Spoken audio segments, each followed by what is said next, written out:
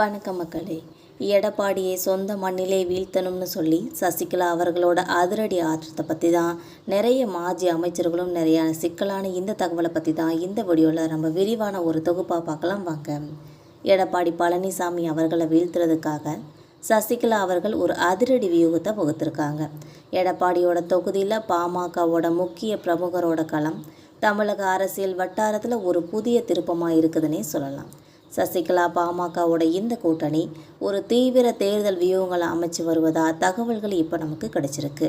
அனைத்திந்திய புரட்சி தலைவர் எம்ஜிஆர் மக்கள் முன்னேற்ற கழகம் என்ற பெயரில் பாமகவுடன் சேர்ந்து 234 தொகுதிகளில் வேட்பாளர்களை நிறுத்துவதாக நேற்று முன்தினம் இரவு அறிவிக்கப்பட்டிருக்கு.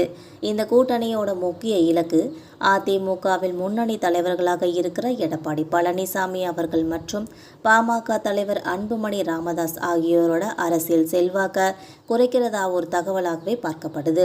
அதுலேயும் குறிப்பாக முதல்வர் வேட்பாளராக களம் காண்ற எடப்பாடி பழனிசாமியை அவரது சொந்த தொகுதியான சேலம் மாவட்டத்திலேயே எடப்பாடி தொகுதியிலே வீழ்த்துறது ஒரு முக்கிய நோக்கமாக வைக்கப்பட்டிருங்கிறது ரொம்ப வெளிப்படையாக தெரியுதுன்னே சொல்லலாம்.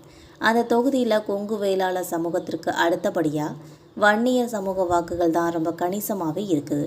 இதை மனதில் வச்சுக்கிட்டு தான் வன்னியர் சமூகத்தில் செல்வாக்கு வாங்குகிற பாமக முக்கிய பிரமுகரை அங்கே நிறுத்துறதா சசிகலா அவர்கள் திட்டமிட்டிருக்கதா சொல்லப்படுது.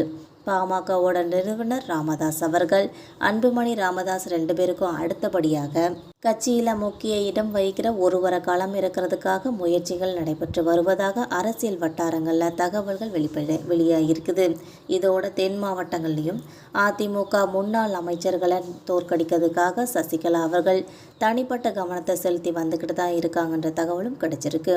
மதுரையில் ராஜன் செல்லப்பா, ஆர்வி உதயகுமார், தஞ்சையில் காமராஜர், கன்னியாகுமரியில் தளவாய் சுந்தரம், தூத்துக்குடியில் சண்முகநாதன், கடம்பூர் ராஜு இந்த மாதிரி கூட்டணியோட முக்கிய இலக்குகளாக இவங்கெல்லாம் கருதப்படுறாங்கன்னே தெரிய வருது.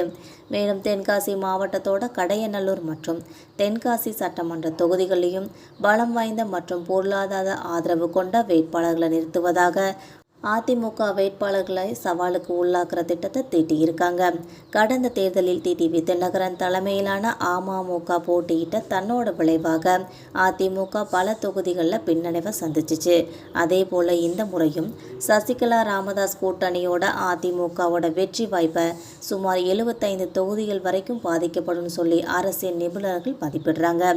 இதனால் வரும் சட்டமன்ற தேர்தல் தமிழக அரசியலில் ஒரு கடுமையான முக்கோண போட்டியை உருவாக்கும்னு சொல்லியே எதிர்பார்க்கப்படுதுன்னே பார்க்கலாம். மக்களை இந்த அரசியல் தகவல்கள் உங்களுக்கு பயனுள்ளதாக இருக்கும்னா மறக்காமல் நம்ம சேனலை சப்ஸ்கிரைப் பண்ணி பெல் ஐக்கனை கிளிக் பண்ணி வச்சுக்கோங்க. அப்போ தான் நம்ம போகிற இந்த மாதிரியான அரசியல் தகவல்கள் உங்களை உடனுக்குடன் நோட்டிஃபிகேஷனாக வந்து சேரும். தேங்க்யூ.